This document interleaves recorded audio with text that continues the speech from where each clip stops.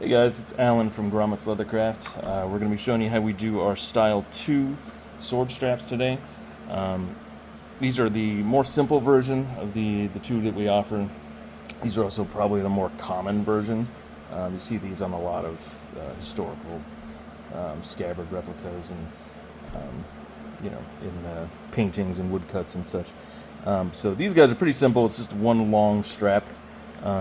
And you start out, generally what I do is I will start out a little bit lower on the scabbard from the throat, a little bit lower from where you want the strap to be, and then you lace it on, and when you're done, once you got it tight and where you want it to be, I usually slide it up into place, so that way it's good and tight on the scabbard, and you're not going to have it slipping around when you don't want it to. So what you do is you start out just real simple, laying it down. If you're right-handed, you want your scabbard on your left side, so you're going to want the buckles coming up this way. If you're left-handed, you do the opposite, essentially. Or whatever your heart tells you. So you start like that.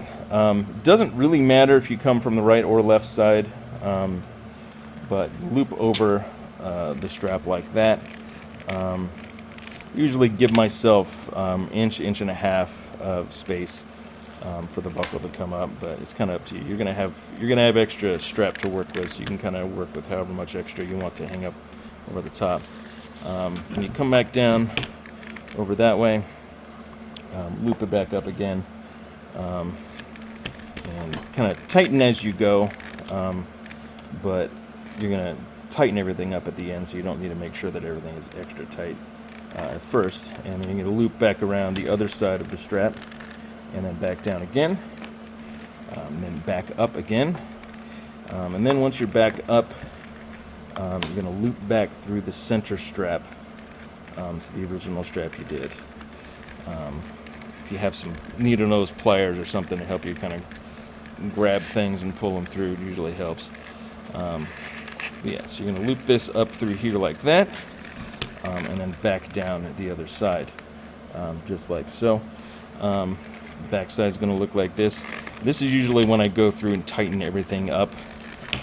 Just make sure, just kind of follow the path of the strap around, and just kind of pull everything tight in a circle, following the path you took all the way to the end until it's tight enough that you like it.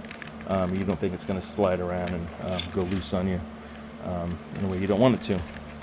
And then the excess strap, usually what I'll do is I'll just tuck it through the other three like that, pull it, and then you can just cut the excess when you're happy with what you got, and you know you're not going to need any extra strap length. Also, if you're extra committed, once you got it where you want it to be, you could actually cut a slit in the leather covering on your scabbard, just with a razor knife, and then feed the strap through. And that would actually lock it in place and keep it from sliding around on you. That's only if you got it exactly where you want it to be, and you're not going to want to move it again later. Otherwise, you'll have a bunch of cuts on the back of your scabbard. I always start with the front strap first, the one that's closest to the throat.